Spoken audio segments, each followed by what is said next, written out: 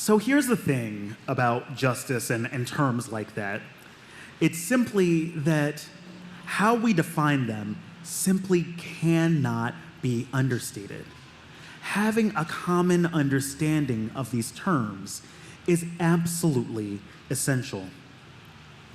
And so I begin with how we're defining justice in our new articulation of our shared values in Article 2, the section of our bylaws in our Unitarian Universalist Association that holds right now our principles and purposes, but also tells us about how we wish to be together one to another, as well as congregation to congregation. They define justice as a value this way. We work to be diverse, multicultural, beloved communities where all thrive. We covenant to dismantle racism and all forms of systemic oppression. We support the use of inclusive democratic processes to make decisions within our congregations, our association, and society at large. I am really down for the clarity of this articulation of the value. It's got everything that we need right in it. It's got a positively stated goal. It tells us how we're supposed to do the thing. It gives us the means we need to measure how close or far away from that goal we are. This is awesome. And in terms of what we're already doing, things are already there, right in that we work to dismantle, or we work to be diverse, multicultural, beloved communities where all thrive, where we dismantle racism and all forms of systemic oppression. That's the eighth principle right there, that we, the member congregations of the Unitarian Universalist Association, covenant to affirm and promote, journeying towards spiritual wholeness by working to build a diverse, multicultural, beloved community by our actions that accountably dismantle racism and other oppressions in ourselves and our institutions. They work in tandem. Remember, the eighth principle is not going away with this articulation of the value, but we already have it now nicely encoded. No need to add something different. We understand that justice means we have to be the communities we wish to be, and also continually work against those things that keep us from being in community. Perfectly stated. In this justice value, we also have our fifth principle about the right of conscience and the use of the democratic process within our congregations and in society at large. Finally, we say very clearly, we don't just have one understanding of democracy, which has sometimes led us to only use Robert's Rules of Order when that's not always the best way to make values-based decisions, has led us to take majority votes and allow things to go through on a 51-49% split that are really a call for more conversation among the members of a congregation and community. Now we know we're going to use inclusive processes, so ones that bring in all of our lived experiences, as well as a multiplicity of processes in case the first time we try to make a decision, we fought a lot about that. Is there a different way to make this decision? Do we have to make this decision right now? We finally say clearly in our values language that there are more pathways together forward than there are looking back or getting stuck and trying to make a decision in the first place. I love how these things work together. I love that the language that's currently encoded in our principles and purposes shows up very clearly in our articulation of values. And I also love that it's crystal clear what work is ours to do and what work remains for future generations. These are statements that are big enough, bold enough, brave enough that we might work on these for a lifetime or generation after generation, or we might luck up and get there today. Anything is possible when we're working for justice. This leaves one little thing out, though. We say that love is at the center of all that we do in this new articulation of values. So how precisely do we make meaning of love and justice working in tandem. Once again, we have to be clear on what it is we're saying so that we can be having the same conversation, each to all and all together. The Reverend Dr. Cornel West, in his 2015 Ware lecture at General Assembly, said that we have a love so deep, we have a commitment to justice, since justice is what love looks like in public, just like tenderness is what love feels like in private. I read again. Justice is what love looks like in public, just like tenderness is what love feels like in private. It's right there. Love is justice, justice is love, and we understand this even more deeply because our universalist heritage teaches us about a form of love, agape. Some of you are probably familiar with this term. It's alternately defined as the highest form of charity or compassion, the love of the divine for all humanity and humanity for the divine, or maybe even the love of the divine for all Christians, and by extension, all Christians for one another. However we understand this term, this idea that the divine itself is love made real, love made manifest in our actions and our behaviors, the ways we treat one another, the ways we feel together, that is our understanding of universal salvation, that no one is disposable, everyone is greater than their biggest mistake, and no matter what, there is not one of you who is destined for eternal punishment after this life ends. Our understanding of love, of universal salvation, compassion itself, is rooted in this understanding that love and justice work in tandem. At the end, what we understand through universal salvation is that divine love actually looks exactly like justice. No one gets punished because we made mistakes, however egregious. This does not remove the need for contrition, for saying I'm sorry when we wrong someone.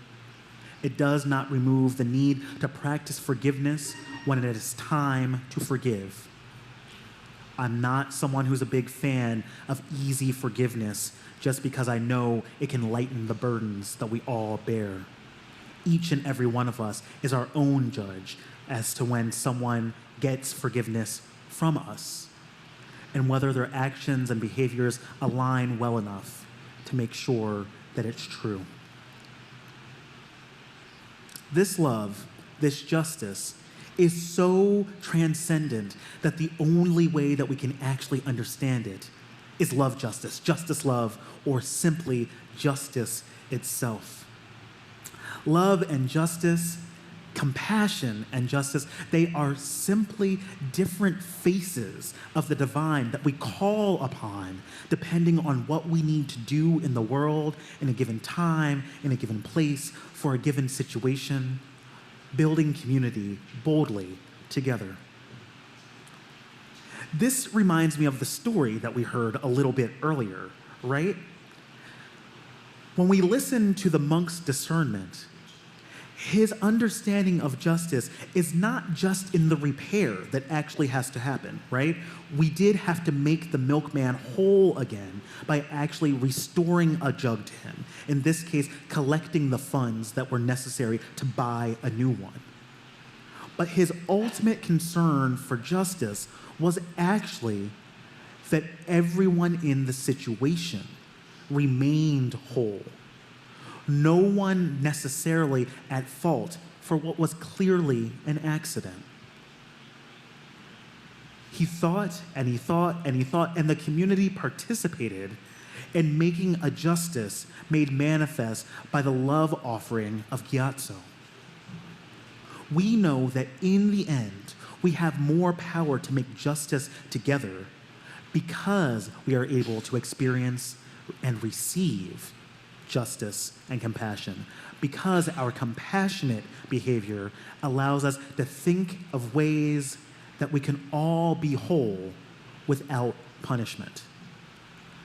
My prison abolition sermon is a different one for a different time, but these clearly connect because we know that there's a better way forward.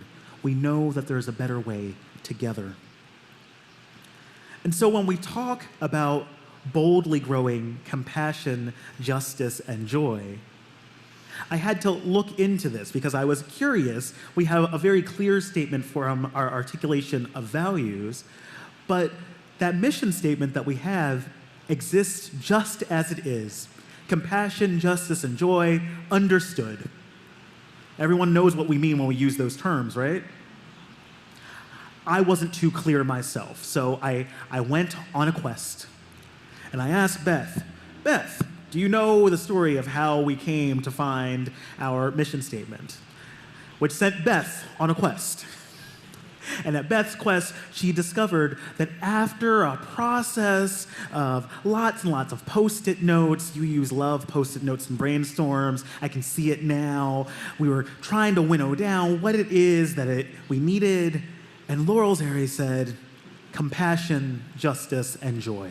It didn't quite come out of nowhere. You did a lot of work for that distillation to appear, but y'all liked what she said, and that was as far as we've gone for right now. While I want us to work a little bit with the version of justice that we've just learned from Article 2, when I was talking with Laurel just a little bit earlier, she mentioned that what she had intended by compassion was that when you are so moved by what you see, that you are compelled to act. This can also be how we respond to injustice. But I read again, compassion is when you are so moved by what you see that you are compelled to act. This gave me such a bright and bold image of how we can be in the world. It made me think of the story of opera. You know what happens in an opera when the words themselves can no longer hold the emotion of the moment. We burst into song. And I love the idea of compassion being just like that. We see something that is so impactful to us that there's nothing left but to act on the side of love. Oh my goodness, let the opera of our community be what we do in this world. Building more compassion and therefore expanding the experience of justice. This definition of compassion also fits right in to this lovely understanding of justice as love and love as justice and justice itself as a face of the divine. It gives us hope when hope might be scarce, and it reminds us to look around to one another when all other paths seem closed. Together, we will find a pathway forward. Together, we will move along the justice path. And that's the thing. That's the thing. When we are clear on what we're doing, when we're clear on what compassion, justice, and joy mean, how it relates to our spirit life, how it is the work that we are called to do both in this community and as Unitarian Universalist congregations all around this globe, we can be more impactful. We can more clearly share our message with others who are curious about us. And most importantly, we can make sure we know that we're making progress or we got a little bit more work to do. Being able to understand how close or far away we are from the goal which we seek, building those diverse, multicultural, beloved communities where all can thrive, helps us figure out what we have to do internally as well as collectively to move forward. And that's what we do. We make the way forward together. And now we have some more ideas on what it might mean to move forward together through our mission statement.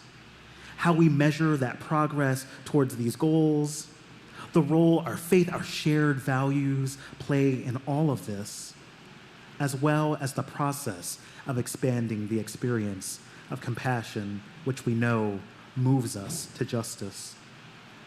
And these definitions, this clarity, this is a great place to begin. When we can be clear that we are meaning what we say and saying what we mean, and also following through on our commitments to make more justice available. This is an astounding way to move forward. This is an inspiring way to move forward. And yes, indeed, it's a bold way to make justice for beginners. Amen.